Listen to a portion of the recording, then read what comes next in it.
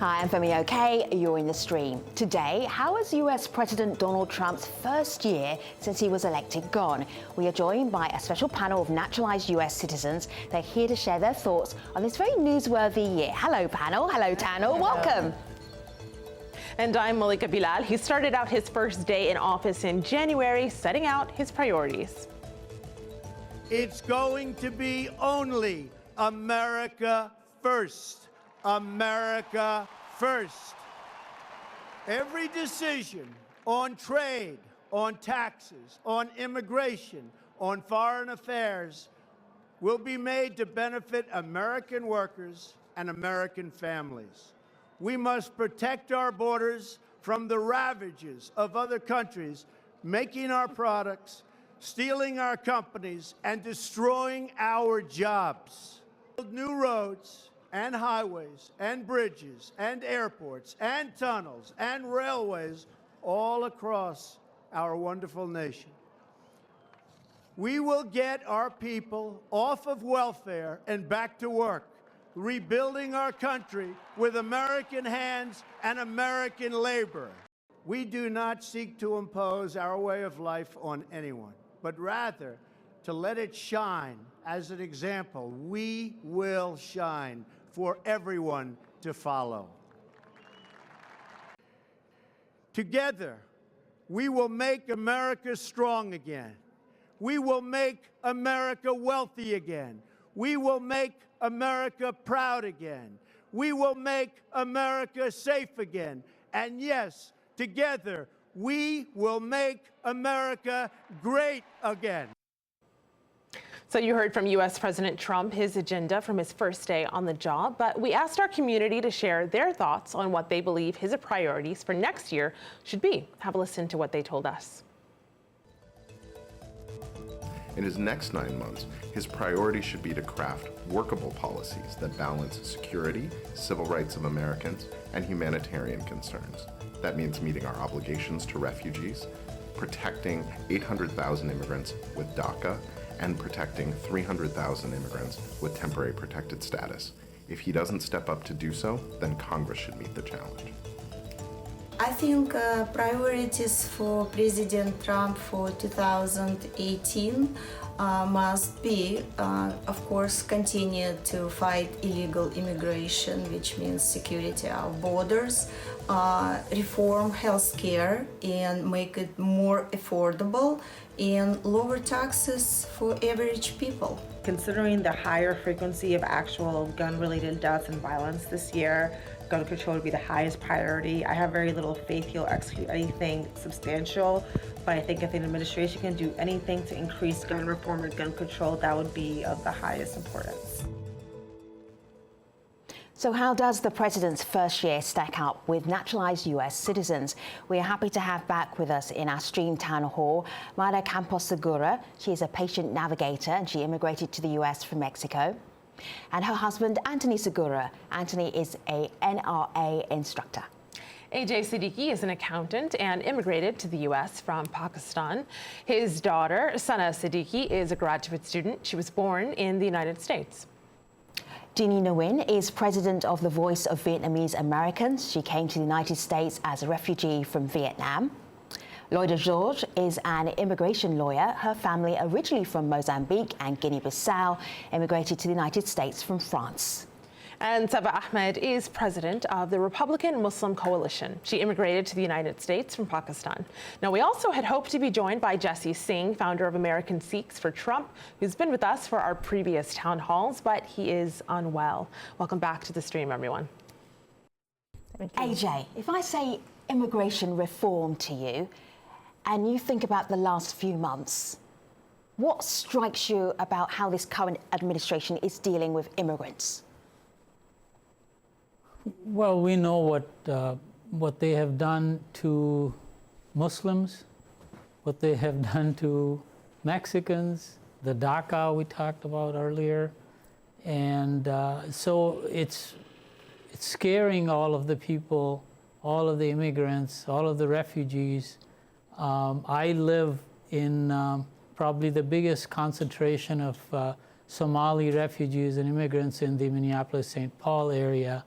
And I see people are really in very bad shape. People are scared. Their children are concerned about what's going to happen to their parents, what's going to happen to their children. Some of those children have not seen anything other than America. They are American kids. And the same thing holds true to the Mexican children that DACA supported or helped, and I'm sure that they are going through tremendous trauma at this moment. I think America has always been a country of immigrants, and I will go back to the Statue of Liberty inscription that give us your tired, give us your, so we accept immigrants. This country has always been the one that has open arms for immigrants and refugees, and that's the strength of this country. That's why this country is the best place in the world. Country. We need to know that the immigrants support this country, and all that young people that is now here in this country working like a doctor, like a lawyer, that are citizens, and they are paying for the retirement for the old people here too. Refugees. Yeah, And but you guys The are same with and they- refugees. totally off, though. The key is illegal immigration. There's nothing going to happen to anybody that's illegal. They're not going to deport you or anybody else. They're not going to deport my wife. Yeah, She but came here anyway, the illegal legally. immigration is They're talking about a illegal- result of the international politics to the United States. Because in the poor countries, they need to go out for the violence, for the economy. They need to find other way to live. So it's no fault to the United States, but it's like a consequence. And we need to know what is the immigration issue. It's not just that, it's the security in this country too. Because like immigrants, we need to be safe too. So now we are living in a terror time with all this fear created for the supremacists. We can see in the stores all the attacks to the Hispanic people saying that we are paying for the things that you are buying and we don't want you here. Go back to your country. That is not right and it's not fair, because if you are living here in this country that's supposed to be the freedom country, I think that we have the right to be respected too. Here's someone who might agree with you. This is Rodrigo, who tweeted this into the stream. He is a dreamer, and those are the people that nicknamed for people who are recipients of DACA, the Deferred Action for Childhood Arrivals. He says, DACA enabled me to work for the family business and pay taxes. But with the end of DACA, my future is less certain. America is my home, an America where hard work and determination pays off. Without it, we face possible detention and deportation to countries that we do not know. Loida, he goes on to say that's why he's hopeful that the president will work with Congress to address the broken immigration system and make it a #1 priority going forward. Do you see that happening? I don't know if it's going to happen, but I want to go back to what he was talking about as far as how Trump's rhetoric is only targeting illegal immigration. You're talking, if we're dealing with Deferred Action of Childhood Arrivals, DACA, which did not only benefit Latino youth, but just youth in general that came into the United States and then for whatever reason found themselves to be undocumented. And then that's capturing roughly 800,000 people. And then you have temporary protective status, TPS, that captures roughly around 300,000 people who are protected from going home based on natural disasters or internal conflicts. Under Trump, he's threatening and taking away, in some instances, all these protections. So you're talking about almost 1 million individuals who will now all of a sudden be without status. And these are individuals that the administration had already determined, let us shield them from deportation for any number of reasons, including if you came in when you were a kid or if you cannot simply just pack up and go home because of what's happening at home. Taking it away without an alternative is inhumane. And that's where Congress needs to do their job. But That's the word right there. You just said it. Congress needs to do the job. But until then, don't take it away. Well, it's the same as what's gonna ACA make being it stripped start? away without having something to take over. And the ACA, of course, being health care, the Affordable Care Act. Exactly. He was promising all these things with the world. So it's something that I don't think that going to be happen, you know? I don't think that he has the capacity for real wealth in the border. First, because this country needs more money for other issues, than for a wall. More money for security, more money for education, more money for justice too. So I think that a wall is not something that we can believe now. Tanho, it's been such a busy, newsworthy 10 months for this new president. So many incidents have happened and some tragedies as well. So in Las Vegas, there was a shooter who killed 58, harmed many more. And then in New York City, just recently, an attack using a vehicle. Just have a listen to how the president reacted to both of those tragedies. Have a look. He's a sick man, a demented man, a lot of problems, I guess, and we're looking into him very, very seriously, but we're dealing with a very, very sick individual. What we have right now is a joke, and it's a laughing stock. For Donald Trump, the New York attack is justification enough to launch a radical overhaul of America's immigration system. You have to get much less politically correct. We have to get tough, we have to get smart, we have to do what's right to protect our citizens. So we got this tweet here from Jonathan picking up on that juxtaposition there. Jonathan says, this is flat out racism. How can we not classify the shooting in Las Vegas as a terrorist act while rightfully calling out the New York City attack as a terrorist act? Plus, regarding gun rights versus gun legislation, the politicians will always vote the way the NRA wants them to. And that, of course, is the National Rifle Association. Of course, I'm going to give that one to you, Anthony. What do you make of gun control? Of course, that's a hot topic that comes up after any time there is a shooting. Well, when they talk about gun control, they talk about passing more laws. I mean, we already have the laws. My God, it's against the law to kill somebody. The laws are already in place. They don't need more laws. They need people to understand what's wrong with these people that are sick. For example, this weekend, the person that killed the people in the church, all right? In Texas. The Air Force screwed up. They didn't pass on the information to the federal government, okay? If that information would have been there, he would not have been able to buy a gun. The laws are already in place. No more laws are going to make it happen.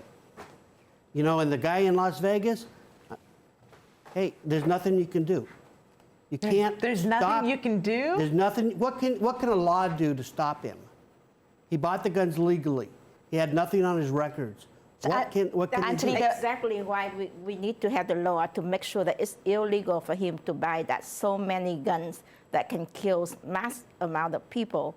And he was able to bring up to the hotel all these guns and all these ammunitions that can kill up to 500 people at one time. That should be made illegal. We need to have a better comprehensive gun law where it's more sensible. And we need to have a background check so that people who are unfit to use guns should not be allowed to buy these guns. It's already there. And it's already in also, place. If President Trump has focused a lot on mental health being the thing to be blamed, but then where is the money? Where is the money for mental health initiatives? Where is the money for Medicaid expansion?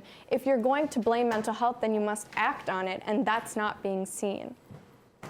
And where does the money come from? It comes from Congress, right?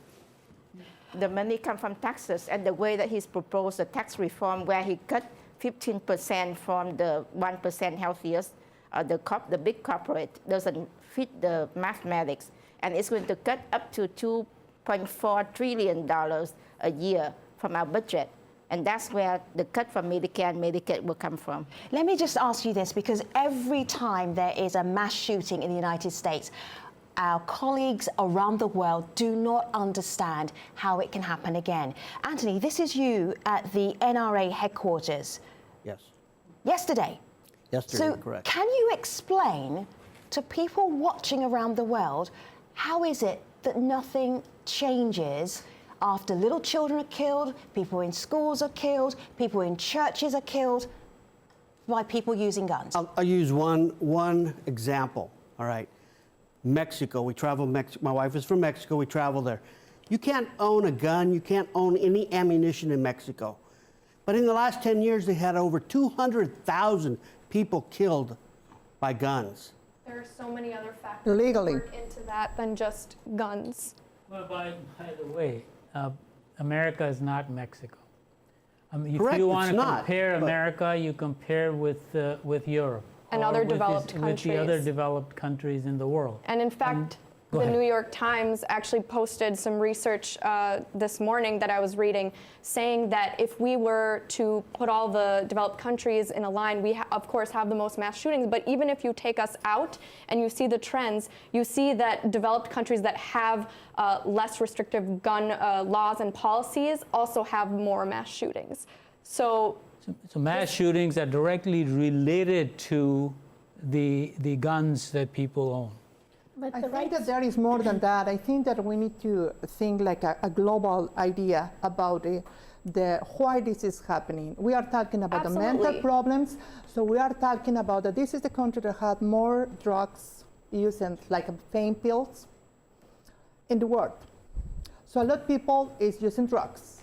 A lot of people that have guns is using drugs. So we can see that is a mental issue too.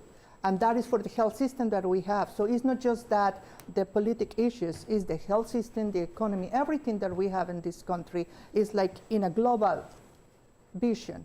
And that is the idea that we have. Now we said that the terrorists, when this an attack for somebody that is for other country, is a terrorist attack. When it's a white person, was insulated and was a mental issue. So what is the difference? What is happening here? That part I agree with, because I think, you know, the Las Vegas shooting should have been classified a terrorist attack, similar to other, the shooting that happened in Texas. I think, you know, whenever it's, sadly, whenever it's a white person, we tend to say it's a sick man, they were deranged, they had their mental issues. But if it happens to be a Muslim, it's labeled strongly a terrorist attack. And I think overall our policies should be changed, but I do agree with the right to self-defense. Second Amendment is very strong in our Constitution. I think I should have the right to defend myself if I'm attacked or for whatever reasons. So I don't. We should have stricter gun laws, but at the same time, we shouldn't take away the rights of Americans to defend themselves. So someone who might agree with you. This is Julie. I just want to read this from Julie because she wants to get in our international community watching the show. Julie says, I believe real Donald Trump's position on gun control is just where it should be. Someone else, though, is picking up on a point that was raised in our town hall a little bit earlier. Trump says the Texas shooting was a mental health problem, but didn't he sign a law that makes it easier for people with mental illness to buy a gun? So segueing from the gun control issue to health care, this here out November 6, 2017 from NBC News, and that he signed a bill earlier this year rolling back a regulation that makes it harder for people with mental illnesses to buy firearms, even as he blamed the mass shooting in Texas on a mental health problem. So that pushes us into, Sana, into healthcare. Of course, not a lot has been done. There has been a lot of talk about it because one of President Trump's goals was to repeal and replace Obamacare. Here's actually what he said over the past year about healthcare. Have a look. Mandating every American to buy government-approved health insurance was never the right solution for our country. And a lot of people in the Senate and a lot of people in the House are committed to repealing and replacing this disastrous law with a health care plan that lowers cost, expands choice, and ensures access for everyone. I've been saying for a long time, let Obamacare fail, and then everybody's going to have to come together and fix it. The motion to proceed on health care has just passed, and now we move forward towards truly great health care for the American people. Sana, are you pleased with where we are on healthcare, which is really not that much has changed? No, not that much has changed, but a lot has been talked about. And I think we saw with Graham Cassidy being shot down that, you know, the American people and Congress see is that we really need to start making bipartisan changes. We really can't be focusing on this idea of repeal without having action that makes coverage better, makes healthcare more affordable. And I think the idea, Congress had been so focused on just repealing it, and that was the main focus. It wasn't good healthcare. It wasn't cost-effective healthcare. And so I think with Graham Cassidy and all the other healthcare bills that were doled out being defeated, is that perhaps we can refocus on more bipartisan legislation and more effective legislation. I agree, and I think the point is that we need to have revenue budget put in to subsidize and help the healthcare. So more budget needs to be put in, more money has to be appropriated. the Obama, the ACA failed not because it was wrong, but because there was not money appropriate by Congress to subsidize the insurance. And recently, President Trump made it worse by saying that he would cut the subsidy. So he didn't really care for the poor or the illness, but he cared only to repeal whatever Obama led. I feel that we need to look back in the budget proposed by Trump, and we need to look back on the tax reform. If the tax reform is going to cut the tax from the wealthiest down 15% and cut out $2.4 trillion from the budget, then where can we get the revenue to provide service for healthcare, for education, for transportation, and for everything else? So that needs to be really a focus. There's one more health issue that I'd like to discuss, and that's the VA health system. I'm a veteran, and I do not go to the VA hospital because I think it's a joke. I'll use a word that President Trump used. We need to fix it. I have a cousin that's a pilot that was in the Air Force, in the Navy. He's a wounded veteran, has a Purple Heart, and they won't even allow him to go to the VA hospital. I think every veteran that served should go to the VA hospital and not have to pay a penny. Well, that's why I think this wealthiest economy in the world, this country should have health care as a right. Health care should not be relegated to large corporate pharmaceutical companies and insurance companies. The health system is everything about money. See, in this country, everything is about money. While we're talking about healthcare, I'm remembering Jesse, actually, because Jesse is sick at home and he can't be with us on our town hall. So Jesse, get well soon. Let me just share with you a picture from his Twitter feed. So this is Jesse's, so you know exactly where his politics lie. He's looking very happy there with the President of the United States. But he said the last time that we were all together, he said, wait until the first anniversary of the President of the United States being elected. Let me just remind you what he said. Here's Jesse. When we meet again, for the first year anniversary, you will see a lot more changes. I'm looking forward to our anniversary, family, town hall family. They were naysayers. There were naysayers who were saying that in the first 100 days he'll be impeached. And there were naysayers who said he will never win. So he won. He's doing a wonderful job. He's moving forward. And the first anniversary, I think a lot of folks on this table will be thinking a little differently.